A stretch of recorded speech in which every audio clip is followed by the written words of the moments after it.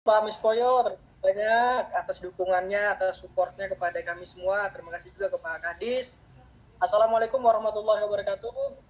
Selamat pagi menjelang siang nih untuk teman-temanku semua yang berbahagia.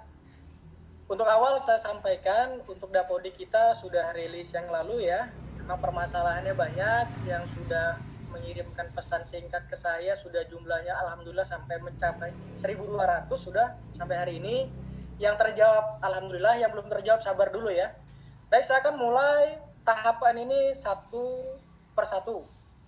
Untuk di Dapodik, kita lebih spesifik, lebih pahami dulu alur Dapodiknya seperti apa yang saat ini. Yang Bapak Ibu, rekan-rekan saya semua yang saya hormati dan saya banggakan ini harus lakukan di awal Dapodik ini adalah satu, jangan terburu-buru instalasi aplikasi Dapodik karena itu akan menjadi satu hal blunder nantinya, menyusahkan kita sendiri. Satu, mulailah dengan yang namanya baca panduan dulu. Biasakanlah di panduan itu dihabiskan dulu dibacanya, jangan belum habis langsung bertanya. Yuk kita mulai biasakan apa yang ada di tulisan, apa yang ada di buku, mari kita baca, mari kita simak, kita kaji sama-sama. Jangan langsung disclaimer dengan diri sendiri, jangan langsung merasa saya operator biasa saja, saya operator ditunjuk-tunjuk seperti itu, tetapi niatkan dari hati, mari kita bekerja secara benar. Untuk Dapodik versi 2021 ini ada namanya verifikasi akun, dan ini adalah satu hal yang viral saat ini menjadi masalah bersama kita semua. Pastikan rekan-rekan tidak perlu heboh melakukan akun atau verifikasi akun seluruh PTK. Mulai saja dengan akun operator Dapodik dulu, kemudian akun kepala sekolah.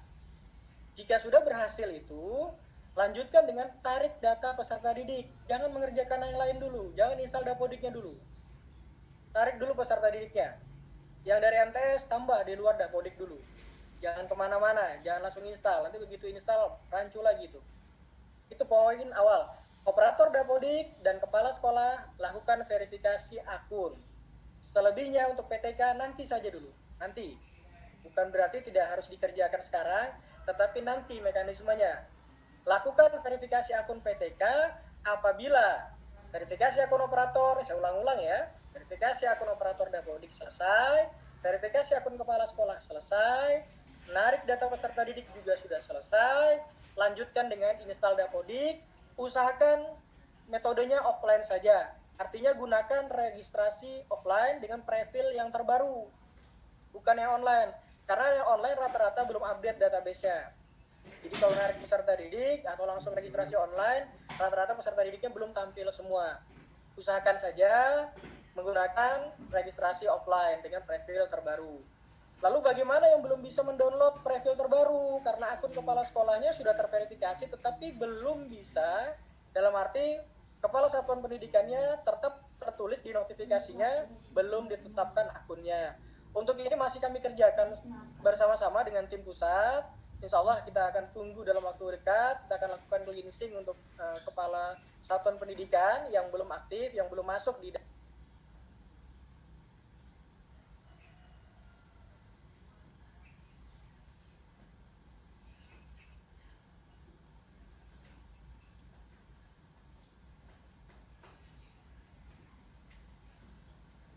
ruang Darpodiknya juga sudah diinput. Tahapan lanjutan dari peserta didik yang perlu diingat, pada saat Anda menginput peserta didik di luar Dapodik, pastikan NISN-nya ada. Jangan diisi NISN 0 atau diisi 1, 2, 3. Jangan bercanda-canda seperti itu deh. Kita jangan bermain-main di sana.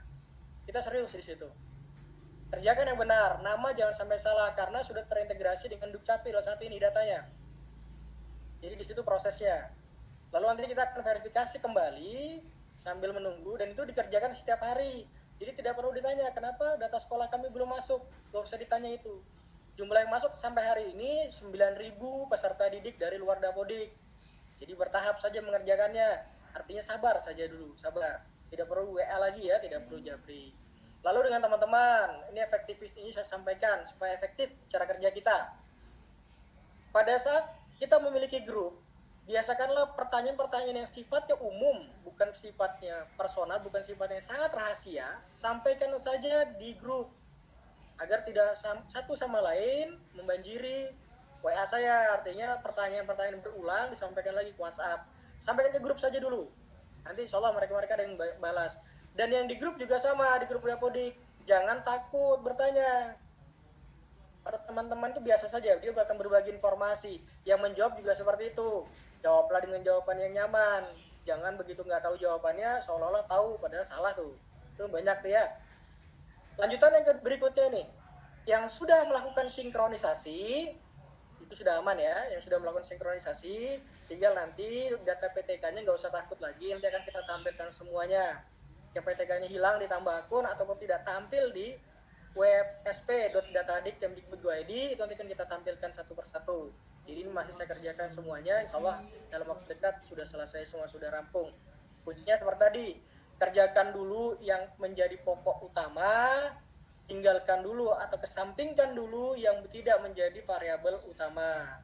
Ingat ya, sekali lagi, verifikasi akun operator Dapodik terlebih dahulu, lalu verifikasi akun kepala sekolah, kemudian tarik peserta didik dan input peserta didik di luar Dapodik. Lalu perhatikan pada saat Anda download prefil, lihat pergerakan prefil terbarunya berapa angkanya. Kalau sudah semakin tinggi kapasitasnya, maka itulah datanya sudah banyak masuk. Jangan begitu kapasitasnya hanya 1 atau belum sampai 1 mega, lalu Anda install, ternyata siswanya belum ada. Ini yang kesalahan-kesalahan. Nah, untuk rekan-rekan operator baru, ini saya ingatkan, kalau belum ada instruksi dari saya untuk sekolah baru khususnya ya, sekolah baru nih, belum ada instruksi saya untuk menginstal Dapodik, jangan install dulu. Kasihan teman-teman sekolah lain yang ditanya nanti nggak ngerti. Karena harus saya inputkan, data pendidiknya harus masuk dulu. Jadi itu yang nanti membuat agak rumit. Kalau Anda paksakan menginstalasi duluan, nanti data penduduknya tidak akan masuk. Lalu bagaimana mengisi pembelajarannya, akan terjadi invalid semua. Itu maksudnya. Kenapa saya bilang kemarin, kerjakan dulu tarik data peserta didik, nanti kita akan generate sisanya. Tunggu instruksi saja. Lalu kepala sekolah yang memang statusnya PLT, ini bagaimana? Sedangkan di penugasannya dia belum ditentukan sebagai kepala sekolah. Pesan saya, minta tolong kepada sekolah induknya agar memberikan tugas tambahan sebagai PLT kepala sekolah. Tolong juga nih operator yang ada gurunya menjadi PLT di sekolah lain, pastikan di tugas tambahan beliau ditambah PLT kepala sekolah, lalu lakukan sinkronisasi agar sekolah yang baru tadi yang memiliki PLT juga bisa mendownload profil yang terbaru. Itu yang harus dipahami.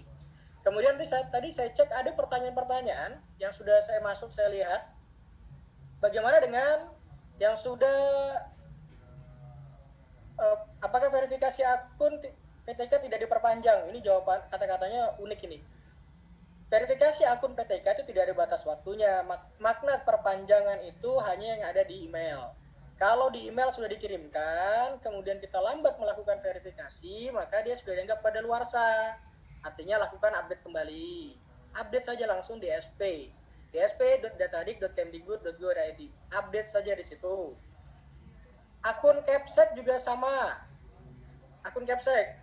Kalau Capseknya tidak memiliki email, sebaiknya langkah awal yang harus dilakukan adalah operator membuatkan email kepala sekolah khusus dulu ini. Khusus. Jadi ingat itu ya, khusus. Kemudian nanti lakukan verifikasi sendiri. Yang rumit kalau kepala sekolahnya memiliki email, lalu Anda gunakan email itu, lalu sedangkan kepala sekolahnya jarang juga membuka emailnya, itu yang rumit. Jadi pesan saya tadi, untuk menyiasati awal, buatkan saja dulu akun khusus untuk kepala sekolah agar bisa melakukan verifikasi. Buatkan saja oleh operator ya. Jadi lebih cepat, lebih singkat. Seperti ini. Kondisi real, ini lagi pertanyaan. Kondisi real Sarpras nanti menjadikan sekolah menjadi kurang baik, mengakibatkan kriteria sekolah menjadi tidak layak. Sebenarnya layak tidak layak itu kembali kepada kondisi nyata Sarpras.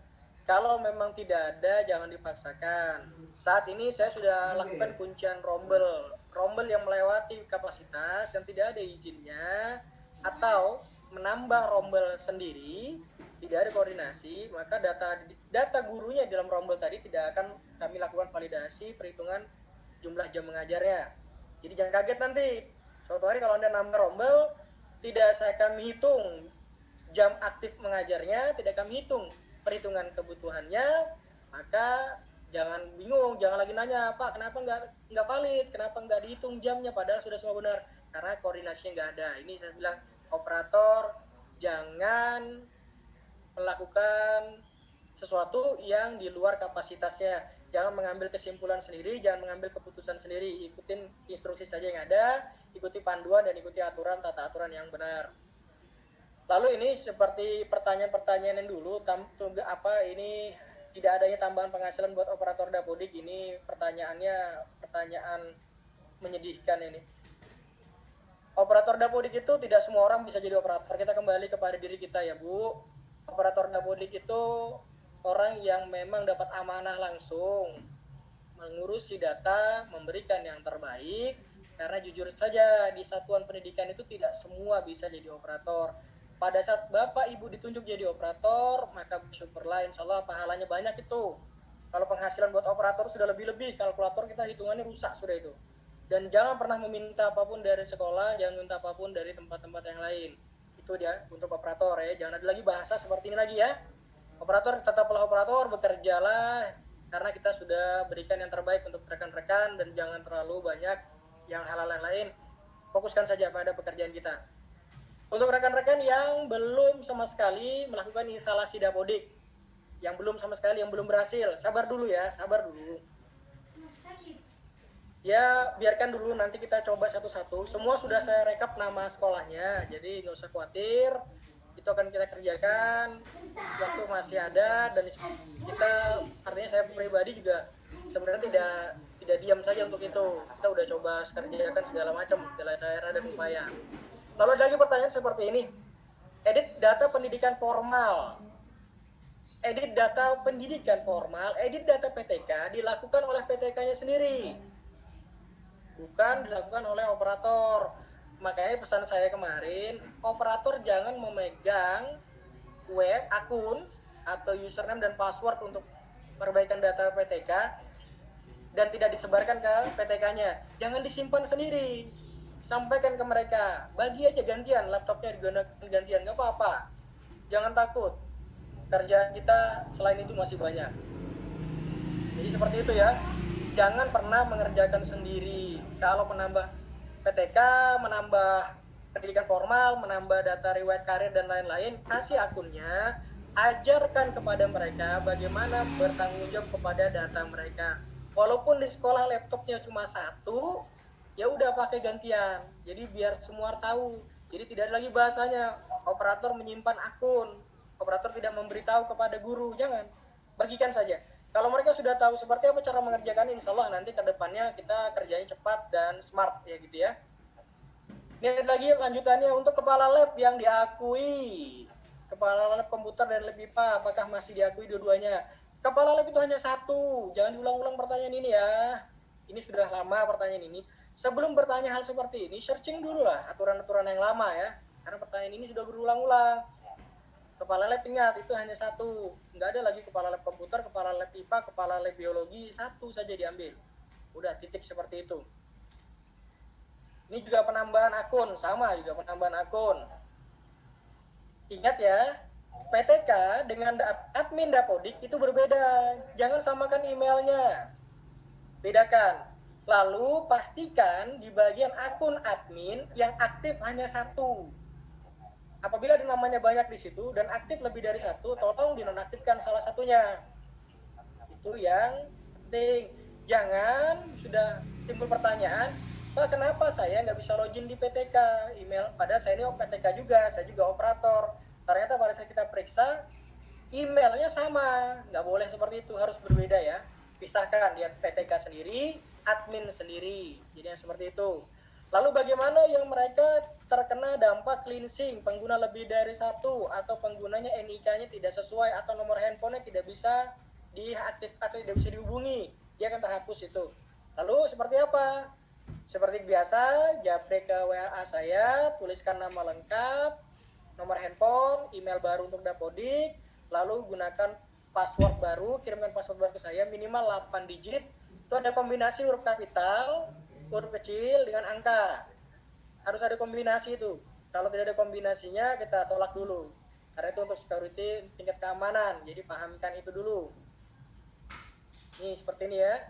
Kalau PTK tidak munculnya di admin itu artinya admin dia jadinya. Jadi kalau misalnya salah, sampaikan ke saya akan lakukan riset nanti itu semua. Lalu ini dia. Cara mengaktifkan kembali akun kepala sekolah yang terlanjur dinonaktifkan, namun sudah terverifikasi di manajemen sekolah. Dan bagaimana cara menghapus akun yang terdouble? Itu sederhana saja dulu. Apabila sudah install Dapodik, sudah selesai instalasinya, lakukan sinkron. Kalau belum selesai instalasinya, belum mengerjakan apa-apa, lapor ke saya, akun kepala sekolahnya mana yang dinonaktifkan, nanti kita aktifkan kembali. Sama juga kalau mau ganti, guru dan kepala sekolahnya sudah terverifikasi, sedangkan emailnya sudah tidak aktif lagi, mau diganti yang baru. Bagaimana caranya? Itu nanti melalui manajemen dinas, lapor aja nanti. Laporkan ke kami di manajemen dinas, akan kami hapus satu persatu, akan kami updatekan. Tetapi jangan semua gurunya minta diganti emailnya, itu repot sekali kita. Karena kebiasaan kemarin satu email dipakai bersama ya, nah sekarang nggak boleh. Setiap guru satu email, setiap tenaga pendidikan satu email. Tidak boleh lagi satu sekolah emailnya sama semua. Yang boleh hanya passwordnya yang sama, nggak apa-apa. Tapi email jangan pernah sama. Pergantian capsek bagaimana? Pergantian capsek tergantung. Ini kalau yang dari sekolah swasta, cukup lampirkan ke kami surat pengangkatan kepala sekolah yang baru dari pihak yayasan. Cukup scan saja, tidak perlu ke kantor. Scan saja, kirimkan ke WhatsApp kami, nanti insya Allah kami akan proses sesuai aturan yang berlaku. Jadi ingat ya, kalau pergantian capsek di sekolah swasta, tidak perlu datang ke kantor, cukup surat dari yayasan resmi saja, scan via WhatsApp, nanti kita akan verifikasi. Jika benar, kita akan ubahkan langsung di sistem saja. Ini kemudian ada lagi, semua PTK sudah didaftarkan tapi baru 5 yang sudah ada verifikasi masuk. Ya tadilah itu verifikasi PTK antri pas awal ya, antri. Biarkan saja dulu. Itu belakangan, fokus ke operator Dapodik dan kepala sekolah. Peserta didik lanjutkan. Ini seperti ini. Apabila Bapak Ibu mendapat siswa mutasi dari sekolah lain, otomatis dia tidak bisa ditempatkan pada rombel tujuan yang sesuai. Web data Dikdasmen jika masih aktif itu masih bisa kita lakukan perubahan di sana. Tetapi jika tidak aktif, maka sederhana caranya. Masukkan saja siswa pindahan tadi di kelas manapun atau di rombel manapun yang bisa. Jangan dikeluarkan, tapi masukkan saja di rombel manapun. Setelah itu, lakukan sinkronisasi. Setelah proses sinkronisasi selesai, baru kirimkanlah surat mutasi peserta didik tersebut ke WhatsApp saya. Nanti kita akan diskusikan dengan bidang pembinaan SMA, pembinaan SMK, dan PPK untuk tindak lanjutnya seperti apa. Kalau diizinkan oleh bidang, maka akan kami pindahkan ke rombel tujuan. Begitu mekanismenya. Jadi pahami itu aturannya. Lanjut ini, jika sudah terlanjur install aplikasi Dapodik, apakah kita bisa masih mendapatkan siswa dari SP? Bagaimana caranya? Ya bisa saja, nggak ada masalah. Sudah terlanjur install, sudah sinkron, lanjut saja tarik peserta didiknya, nggak ada masalah. Nanti begitu sinkron lagi, salin data periodiknya, maka siswa-siswanya akan tampil yang baru, letakkan di rombel yang sesuai. Begitu seterusnya. Ini yang sudah sekolah biasanya ngerjakannya sedikit demi sedikit. Nggak apa-apa, biasa sedikit demi sedikit, lama-lama jadi ribet sendiri. Kerjakannya paling bagus itu, lihat profil, perkembangan profil seperti apa. Semakin tinggi angka profilnya, baru disitulah mulai ngerjakan instalasi. Usahakan seperti itu. Lalu kita lanjut. Mana ini? Ini sekolah swasta, kita lanjut lagi nih. Alhamdulillah pertanyaan hari ini kok banyak banget ya. Oke nih. Kelas yang 13 orang siswanya apakah tetap diakui jam mengajarnya? Jumlah jam mengajar diakui dengan batasan minimal siswa 20 untuk SMA, 15 untuk SMK, lalu sedangkan untuk SLB satu orang pun diakui karena sesuai kekhususan, tidak ada masalah. Yang 13 ini dilihat dulu perhitungan pembagian rombelnya seperti apa. Saya kasih contoh nih, kita menerima siswa sebanyak 360 siswa. Maka untuk mengatur rombelnya 360 siswa tadi langsung dibagi 36. ketemulah rombelnya 10. Tapi bagaimana jika angkanya tidak bulat, misalnya 9,8, tetap hitungannya 10 rombel. Begitu hitungannya ya. Kalau rombelnya cocok, siswanya berapa, aman saja itu. Ada masalah. Ya. Kemudian ini jumlah peserta didik maksimal sudah terpenuhi. Oh ini lewat lagi, kelewatan. Ini yang tarik siswa yang di luar Dapodik lulusan paket B. Ayo, operator baru ya. Ingat, lulusan paket B dan MTS itu juga ambil saja dulu dari luar Dapodik. Nanti kami akan merger. Untuk saat ini paket B belum sinkron, jadi biarkan tarik luar Dapodik saja dulu ya. Aman itu. Jika ada nih sekolah lagi nih, tahun ajaran baru ini kami membuka jurusan baru, yaitu kelas IPA. Jadi harus diverifikasi lagi kah oleh Bapak? Saya itu bukan bagian verifikasi nih.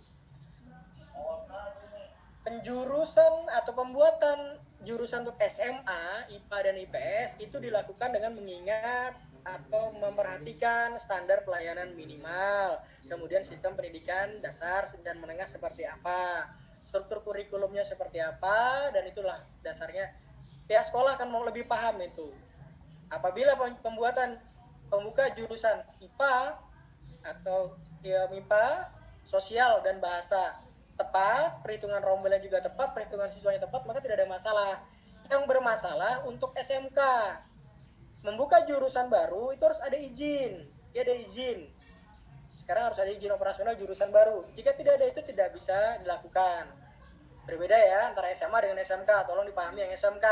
Jangan semudahnya langsung membuka jurusan baru. Salah itu. Begitu ya. Lalu ada lagi nih. Saat menginput siswa non-Dapodik, ternyata siswa tersebut sudah terdaftar di sekolah lain. Bagaimana penyelesaiannya? Sederhana saja itu. Lakukan sinkronisasi dulu. Selesaikan dulu, lalu rekap siswa mana yang terdaftar di sekolah lain. Apabila terdaftar di sekolah yang ada di wilayah Kaltim, bisa sampaikan di grup saja. Jika berada di luar provinsi Kaltim, maka direkap, sampaikan ke saya. Nanti akan saya telusuri di mana siswa itu, baru kita akan kembalikan ke sekolah asalnya. Begitu ya. Jadi selesai semua itu. Lalu untuk penambahan PTK di sekolah swasta melalui operator yayasan, apakah operator sekolah menjadi operator yayasan? Operator yayasan itu sepenuhnya didelegasikan oleh yayasan. Jika yayasan menyerahkan kepada sekolah, tetap saja operator itu ditandatangani atau legalitasnya dari yayasan. Siapapun nama operatornya itu boleh bebas saja. Mau dari sekolah, dari luar sekolah, mau dari mana, itu terserah saja. Kita tidak ikut campur di urusan itu. Intinya, penambahan PTK baru untuk sekolah swasta, jangan lagi ada yang datang ke Dinas Pendidikan Provinsi. Jangan ada lagi yang datang ke ruangan kami penuh hanya untuk mengantar berkas. Semuanya lewat operator yayasan. Tapi ingat, penambahan PTK itu dilihat dengan menghitung jumlah kebutuhan gurunya ya. Lalu ingat, nanti pada saat aplikasi Puber ini keluar, siapapun atau dimanapun sekolah yang melakukan rekrutmen baru, maka datanya akan kami langsung jadikan invalid jika tidak sesuai. Kalau menambah guru di sekolah swasta, jika satu guru sudah memenuhi maksimal 40 jam, nambah PTK lagi tidak ada masalah. Tapi kalau menambah sebelum melewati angka 40 jam, jika suatu hari ada masalah, jangan hubungi kami ya. Apalagi kenapa guru kami tidak valid tunjangan profesi, panjang itu urusannya itu. Itu ingat itu. Nah itu ngundang, bilang kata Pak Kadis undang saya gitu ya. Ini perubahan status PTK dari sekolah induk menjadi dari sekolah non induk menjadi induk. Ini sama, ini pertanyaan umum sekali ini. Ajukan ke Dinas Pendidikan Provinsi surat permohonannya, nanti kami akan coba kaji, kami akan coba telaah. Cocok tidak diindukan? Atau dari mana sebelumnya? Itu kan umum, nanti kita akan cari. Apabila tidak linier, tidak memenuhi syarat ketentuan yang berlaku, maka tidak kami bisa proses. Semua ada tata caranya. Yang penting, ajuannya sampaikan ke kami. Ajuan seperti itu ya. Kemudian ini dari Muhammadiyah sangat-sangat. Data PTK sudah terverifikasi padahal belum verifikasi. Saya PTK juga sebagai operator sekolah juga. Status PTK tidak aktif, email OPS dan PTK beda. Tidak ada masalah. Yang penting operator Dapodiknya udah terverifikasi, sudah bisa lakukan instalasi Dapodik. Itu saja dulu. Selebihnya nanti pada saat sinkron 1-2 kali sinkron nanti kita akan coba generatkan secara umum. Oke ya. Lanjut ini dari operator, nggak jelas namanya ini. Kepala bengkel itu walau kompetensi nautika kapal niaga apa diakuin? Ini pertanyaan waka kurikulum kayaknya ini ya. Nggak apa-apa dah. Mungkin operator merangkap jadi waka ya. Nggak apa-apa. Saya jawab nih. Kepala bengkel itu diakui jika memiliki kompetensi, memiliki kelayakan dalam mengelola bengkel yang dimaksud. Kemudian beliau bersertifikat pendidik, terpenting, dan sertifikasinya harus mapel produktif, bukan mapel normatif dan adaptif. Pahami ya, udah beres tuh. Kepala bengkel artinya sudah paham ya. Diakuinya seperti itu, lihat pengakuannya. Lanjut ini Mas Riza nih. Wah ini Mas Riza ini balik papan ini, penting banget ini. Bendahara-bendahara bos tidak lagi mengakses bos Kemdikbud dengan menggunakan akun operator. Oke, untuk pelaporan bos gunakan fitur yang alternatif. Saat ini fitur SSO sudah tidak aktif, gunakan yang alternatif saja. Di situ bisa. Gak apa-apa ya, karena akun bos banyak yang tercleansing tahun lalu, semester lalu. Jadi kuncinya jangan tidak lagi menggunakan akun SSO, tapi menggunakan akun alternatif saja, login alternatif saja. Pasti terbuka itu Mas Riza, aman aja itu. Oke, lanjut ini Patra Dharma Balikpapan. Peraturan pengajuan NUPTK seperti apa? Oke, ini saya Patra Pertamina Balikpapan begini. Semua yang mengajukan, pastikan dulu tata aturan NUPTK sudah ada, sudah pahami dulu. Lalu antrian di Dinas Pendidikan Provinsi itu tidak sedikit, jadi banyak, tergantung kapan menyampaikannya. Lalu pada saat suatu hari sudah kita tolak, jangan itu lagi yang dikirim. Saya kasih contoh nih, kemarin ada yang kami tolak,